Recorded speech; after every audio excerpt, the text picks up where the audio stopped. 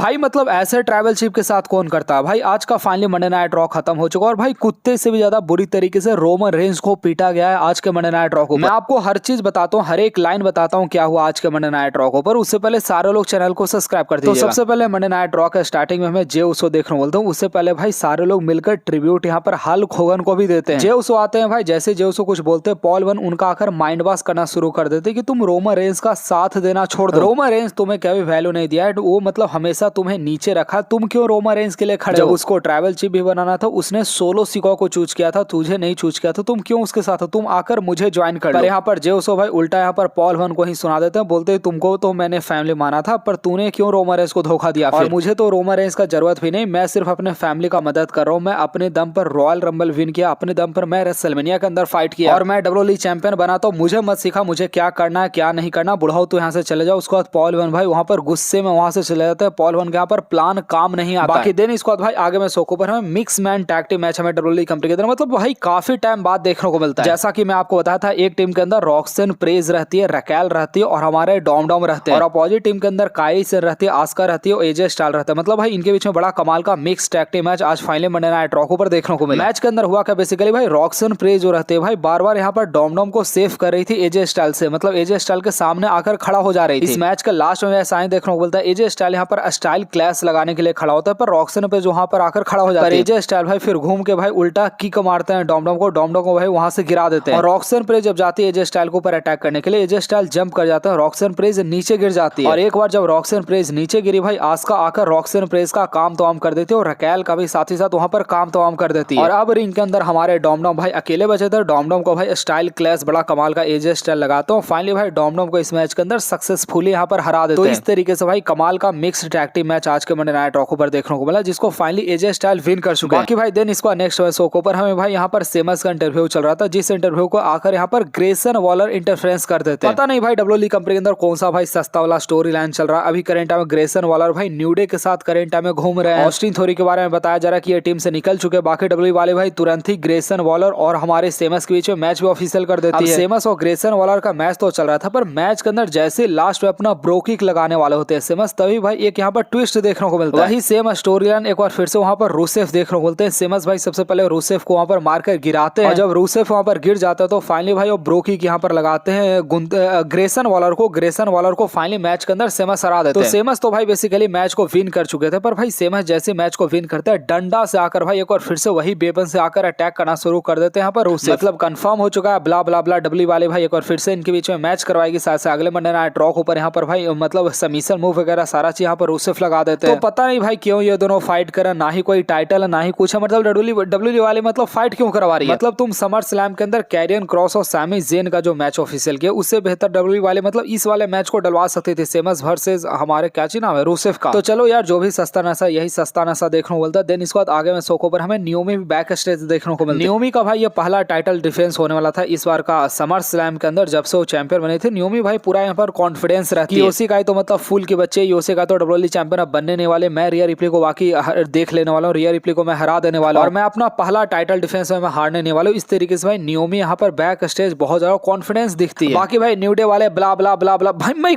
मैं क्या कहूँ भाई, इन लोग दोनों का शकल देख के मुझे थूकने का मन करता है। मतलब क्या जोकर बन गया भाई, अगर कुछ भी बोल रहा है कि मेरे को समर स्लैम के अंदर मैच नहीं मिला, समर स्लैम बकवास है, ये वो ब्ला ब्ला, मतलब मैं क्या बोलूं भाई। लिटरली मैं इन लोग को देखता ही नहीं भाई, मतलब मुझे सुना ही नहीं है। बाकी भाई हल्क होगन के ट्रिब्यूट में बैक स्टेज से एक और हमें वीडियो देखने को मिलता है जहां लोगन पॉल कोडी रोड्स हो गए सारे सुपरस्टार यहाँ पर हल्क होगन के बारे में बात कर रहे होते हैं, हल्क होगन का तारीफ कर रहे होते हैं। आपको पता है भाई कोई भी इंसान जब मरता है उसके बाद ही लोग तारीफ करते, तो बस तारीफ कर रहे होते हैं। बाकी दिन इसके बाद आगे बैक स्टेज हमें पॉल हेमन ब्रॉन्सरेड और ब्रॉन ब्रेकर का सेगमेंट देखने को मिलता है जहां यहाँ पर पॉल हेमन बोलते हैं कि मतलब सबको लग रहा हमारे टीम के अंदर लीडर है ही नहीं। सेथ रॉलिंस डब्ल्यूडब्ल्यूई कंपनी से जा चुका है, मतलब हमारा टीम का दबदबा खत्म हो चुका है। पर ब्रॉन्सरेड यही दबदबा को आज के मंडे नाइट रॉ पर हम लोग को बनाना है। आज के मंडे नाइट रॉ पर जे उसो को सिंगल मैच के अंदर हराना है। जब तुम जे उसो को हरा दोगे तो हम लोग का मतलब दबदबा यहाँ पर फिर से बन जाएगा। इस तरीके से भाई पॉल हेमन और ब्रॉन ब्रेकर मिलकर यहाँ पर ब्रॉन्सरेड को मोटिवेट कर रहे होते हैं। बाकी दिन इसके बाद भाई आगे में सोको पर हमें लायरा वल्कारिया देखने को मिलता है। एक और फिर से भाई वही ड्रामा, भाई लायरा वल्कारिया सेम वही प्रोमो हर एक हफ्ता आकर कट करते फिर बैकी लिंच आती, दोनों के बीच में अटैक होता है। मुझे नहीं समझ में आता डब्ल्यू वाले भाई हर एक हफ्ता क्या करते। लायरा वल्कारिया यहाँ पर खड़ी रहते, बैकी लिंच का म्यूजिक हिट होता है। यहाँ पर लायरा वल्कारिया को पहले पता होता है कि बैकी लिंच सामने से तो नहीं आने वाले, तो ऑटोमेटिक वो जंप साइड में कर जाते हैं जहाँ बैकी लिंच ऑलरेडी कैंड कैंडो स्टिक लेकर यहाँ पर खड़ी होती है। भाई जैसे यहाँ पर लारा वालकारिया बैकी लिंच को ऊपर जंप करती है, बैकी लिंच के हाथ से कैंडो स्टिक छूट जाता है, वो कैंडो स्टिक यहाँ पर फिर पकड़ लेती है हमारी लारा वालकारिया और यहाँ पर बैकी लिंच को भाई मार कैंडो स्टिक भाई यहाँ पर बैकी लिंच को बहुत ज्यादा कैंडो स्टिक से मारते उनको यहाँ से फाइनली भगा देती है। तो मेरे ख्याल से डब्ल्यू वाले भाई कई सारे इनके बीच में सेगमेंट करवा चुके हैं, हर बार भाई यहाँ पर बैकी लिंच ही मार खाती है। मेरे ख्याल से जितना बार मैंने देखा तो मतलब मेरे को उतना ये पसंद नहीं है। आप लोग मतलब हर एक बार सेम वही काम कर रहे हैं, आप लोग यहाँ पर कॉन्ट्रैक्ट साइनिंग वगैरह कुछ भी चीज यहाँ पर करवा सकते थे। बाकी देन इसको नेक्स्ट हमें शो के बैक स्टेज सेगमेंट हमें सैमी ज़ेन का देखने को मिलता है। सैमी ज़ेन का इंटरव्यू चल रहा होता है, जिस इंटरव्यू के बीच में यहाँ पर कैरियन क्रॉस आ जाते हैं। कैरियन क्रॉस कहते हैं भैया इंटरव्यूअर तू निकल ले, अब मैं इंटरव्यू मतलब मैं सैमी ज़ेन का लेने वाला हूँ। और फिर वही भाई वो सैमी ज़ेन को धमकी देते कि मैं तुम्हें समर स्लैम के अंदर डिस्ट्रॉय कर देने वाला हूँ, ब्ला ब्ला ब्ला ब्ला ब्ला ब्ला। और इनके बीच में भाई मतलब यहाँ पर ये सेगमेंट के अंदर कोई अटैक वगैरह हमें देखने को नहीं मिलता है। बाकी देन इसको आगे में शो के ऊपर हमें नियोमी और चेल्सी ग्रीन भाई पूरे अपने टीम के साथ देखने को बोलते हैं, क्योंकि आज के मंडे नाइट रॉ पर इनका 8 मैन टैग टीम मैच होने वाला था रिया रिप्ली की टीम के अगेंस्ट। बाकी भाई बेली का सेगमेंट बैक स्टेज का काफी अच्छा था। बेली से पूछा जाता है कि आप रेसलमेनिया के अंदर भी इस बार नहीं कम्पीट किए थे, इस बार का समर स्लैम के अंदर भी आप कम्पीट नहीं कर रहे, तो आपका क्या फ्यूचर प्लान है। तो यहाँ पर बेली बताते कि रेसलमेनिया के अंदर मेरे को इंजर कर दिया गया था, इसलिए मैं कम्पीट नहीं कर पाई थी, समर स्लैम के अंदर मैं नंबर 1 कंटेंडर बन ही नहीं पाई, तो फिलहाल के लिए मुझे कुछ नहीं पता मैं क्या करूंगी, पर हाँ मैं मतलब वो इतना बोलकर वो चली जाती है। तो बेसिकली भाई बेली भाई कुछ भी यहाँ पर नहीं बोलते अपने फ्यूचर प्लान के बारे में, पर हाँ मैं आपको बताता हूँ भाई बेली कुछ न कुछ तो जरूर करने वाली है। मेरे ख्याल से भाई लारा वालकारिया और बैकी लिंच के मैच के अंदर